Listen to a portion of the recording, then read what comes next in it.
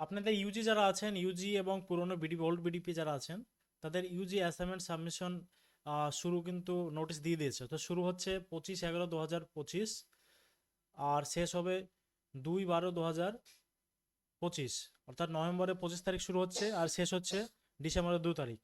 তো assignment booking চলছে, আপনারা যদি চান বুকিং করে নিতে পারেন। কীভাবে অ্যাসাইনমেন্ট সাবমিশন করবেন বা অ্যাসাইনমেন্ট কী সিস্টেমে হবে সেই বিষয়ে বিস্তারিত ভিডিও আপনারা দেখতে থাকুন। অফিসিয়াল নোটিশ নিয়ে আলোচনা করছি আজ। এই হচ্ছে আপনারা দেখতে পাচ্ছেন অফিসিয়াল নোটিশ, যেখানে বলা আছে instruction for online submission assignment for BDP term end examination 2024-25 আর ইউজিডিপি অর্থাৎ ইউজি টার্মিন এক্সামিনেশন, এটা হচ্ছে জুন 2025 ডিসেম্বর 2024 যেটা আছে। এটা শুরু হচ্ছে 25 তারিখ থেকে আর শেষ হবে 2 তারিখ, অর্থাৎ 2 ডিসেম্বর পর্যন্ত। দুপুর 2টো থেকে শুরু হবে আর শেষ হবে সে দুপুর 2টোই, অর্থাৎ 7 দিন সময় থাকছে। 24x7, অর্থাৎ অনেকটাই সময় থাকছে। সেই এই সময়ের মধ্যেই কিন্তু আপনাদের সাবমিশনটা করতে হবে।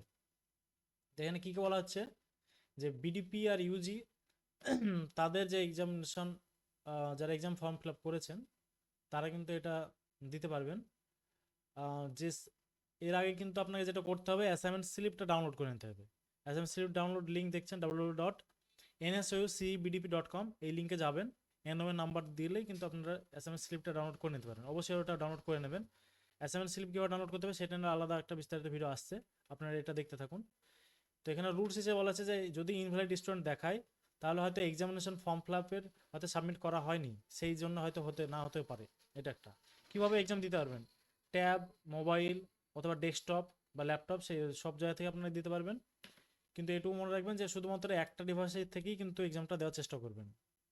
আচ্ছা, 4 নম্বর যে পয়েন্টটা সেটা বলা হচ্ছে যে সাইট পোর্টাল, এই পোর্টাল থেকে কিন্তু আপনার করতে হবে bdpasgn25.nsu.oepms.in, এই সাইটে কিন্তু আপনার লগ ইন করে কিন্তু আপনারা শুরু করতে পারেন। এখানে যেটা লাগবে এনএম সার্টিফিকেট, যে নাম্বারটা আর ডেট অফ বার্থ, এই দুটো লাগবে। এছাড়া আপনাদের যে রেজিস্টার মোবাইল নাম্বার বা অল্টারনেট মোবাইল নাম্বার আছে, সেই মোবাইল নাম্বারে কিন্তু আপনার ওটিপি যাবে। সুতরাং ওটিপি দিয়ে আপনার লগ ইন হয়ে তারপরে কিন্তু এক্সামটা দিতে পারবেন। অ্যাসাইনমেন্ট স্লিপ ডাউনলোড করে নেবেন, যাতে ওখানে বুঝতে পারবেন যে সঠিক কোনটা কোনটা আপনার এক্সাম দিতে পারবেন সেটা। 5 নম্বর পয়েন্ট বলছে এখানে যে পোর্টাল সাবমিশন করা যাবে, ওপেন হবে 25 তারিখ থেকে আর ক্লোজ হয়ে যাবে কিন্তু 2 ডিসেম্বরে, অর্থাৎ 24 ঘন্টা 7 দিন, এই যে কোনো সময় আপনারা এটা করতে পারেন। আচ্ছা, এখানে এই জিনিসটা আরেকবার বলা হচ্ছে যে অ্যাসাইনমেন্ট স্লিপ, সেটাও কিন্তু আপনারা ডাউনলোড অবশ্যই করে নেবেন। এই দিনের মধ্যে আপনার অ্যাসাইনমেন্ট স্লিপটা ডাউনলোড করে নেবেন। আচ্ছা, 100 মার্কসে যাদের আছে, 100 মার্কসের হচ্ছে 3 ঘন্টা সময় থাকবে, আর 50, 20 বা 10 যে মার্কসগুলো আছে সেগুলোর সময় থাকবে কিন্তু 2 ঘন্টা। ঠিক আছে, অন্তত পক্ষে। আর শেষ দিন যেটা আছে লগ ইন করা, সেটা হচ্ছে যে 2-3 ঘন্টা আগেই কিন্তু লগ ইনটা করতে হবে। শেষ দিন যদি হয়, তার আগে পর্যন্ত আপনারা যে কোনো সময় লগ ইন করতে পারেন। এমসিকিউ মেথডে হবে, অর্থাৎ মাল্টিপল চয়েস কোয়েশ্চেন থাকবে, সেই সিস্টেমে হবে, কোনো লিখিতভাবে দিতে হবে না, অনলাইনে সমস্ত কিছু হবে, এটা বলা হচ্ছে। আচ্ছা, 9 নম্বর পয়েন্টে বলা হচ্ছে যে টিক মার্ক দিয়ে আপনাকে যে প্রপার যে অ্যান্সার সেটা কিন্তু আপনাকে টিক মার্ক দেবেন বা সেটা সিলেক্ট করে অ্যান্সার সাবমিট করবেন। 3 ঘন্টা সময় থাকছে 100 মার্কসের জন্য, 2 ঘন্টা সময় থাকছে 50, 20 বা 10 মার্কস যেগুলো সেগুলোর জন্য। এরপরেই কিন্তু যদি ওটা হয়ে যায় তারপর কিন্তু অটোমেটিক সাবমিট এটা হয়ে যাবে। 1 নম্বর পয়েন্টে বলা হচ্ছে যে 100 মার্কসের যাদের এক্সাম, 100 মার্কসের যেটা, তাদের কিন্তু 20টা প্রশ্নের উত্তর করতে হবে। প্রত্যেকটা হয়তো 1 মার্কস করে থাকবে বিডিপির ক্ষেত্রে, আর ইভ্যালুয়েশন যাদের যেটা ফুল মার্কস হবে 100, অর্থাৎ 20টা প্রশ্ন আপনার সাবমিট করতে হবে। আর যাদের 50টা আছে বিডিপির ক্ষেত্রে, সেক্ষেত্রে মাত্র 10টা প্রশ্ন আপনার সাবমিট করতে হবে।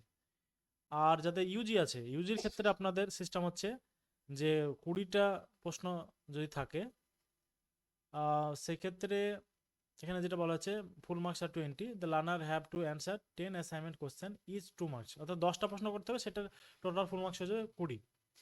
এইভাবে যেগুলো আছে 10টা, সেগুলোরও 10টা প্রশ্ন থাকতে পারে, অর্থাৎ 10টা প্রশ্ন হয় 20 মার্কসের ওটা হবে, অথবা 10টা প্রশ্ন 10 মার্কসের হবে। তো সেক্ষেত্রে ইউজির ক্ষেত্রে 10টা করে প্রশ্ন থাকছে। এছাড়া 12 নম্বর যে পয়েন্টটা সেটা বলছে যে in the said online submission of assignment for particular course cannot see all assignment at a time, একসঙ্গে অ্যাসাইনমেন্টের প্রশ্ন কিন্তু দেখাবে না, একটা একটা করে প্রশ্ন কিন্তু আসতে থাকবে। ঠিক আছে, তো সুতরাং একটা প্রশ্ন উত্তর সাবমিট করার পরেই কিন্তু আর একটা থাকবে।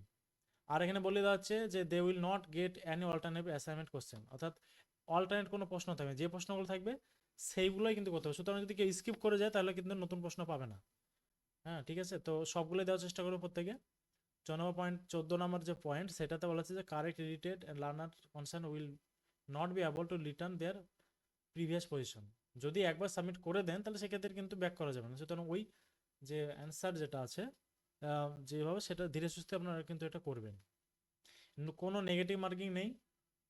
আচ্ছা, পজ যে সিস্টেমটা আপনাদের বিডিপির ক্ষেত্রে 100 মার্কসের যেটা আছে সেই ক্ষেত্রে আপনারা 9টা পজ নিতে পারবেন, আর 50 মার্কসেরগুলো কিন্তু 4টে পজ নেওয়া হবে। অর্থাৎ কোনো কারণে যদি পজ হয়ে যায় বা কোনো কারণে যদি ব্যাক চলে আসেন তাহলে সেক্ষেত্রে কিন্তু 4বার চান্স থাকবে একটা পেপারের জন্য, ঠিক আছে।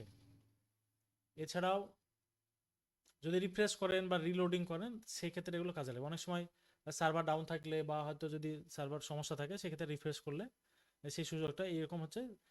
বিডিপির ক্ষেত্রে 100 মার্কসের ক্ষেত্রে 9বার, 50 মার্কসের ক্ষেত্রে 4বার সুযোগ থাকে। তো খুব ধীরে সুস্থে আপনারা করবেন। এরপরে যদি হয়ে যায় সাবমিট করা হয়ে গেলে অ্যাকনলেজমেন্ট একটা চালান দেবে, সেটা ডাউনলোড করে নেবেন। এটা একটা প্রুফ হিসেবে থাকবে যে আপনার অ্যাসাইনমেন্ট সাবমিশন করেছেন। আচ্ছা, আশা করি বিষয়টা বুঝতে পেরেছেন। যদি কারো কোনো প্রশ্ন থাকে বা কোনো বিষয় জানার থাকে আমাদেরকে হোয়াটসঅ্যাপ করতে পারেন। ডেসক্রিপশনে আমরা নাম্বার দিয়ে রাখবো। যদি কারো অ্যাসাইনমেন্ট বুকিং করতে চান, আমরা অ্যাসাইনমেন্ট বুকিং নিচ্ছি, চাইলে আমাদের সঙ্গে যোগাযোগ করতে পারেন। আচ্ছা, হেল্পলাইন নাম্বার যদি অফিসিয়াল কারো যদি কোনো সমস্যা হয়ে থাকে তাহলে নেতাজি যে হেল্পলাইন নাম্বার আপনার অনস্ক্রিন এটা দেখতে পাচ্ছেন, এই নাম্বারে কিন্তু সকাল 11টা থেকে 5টার মধ্যে ফোন করতে পারেন।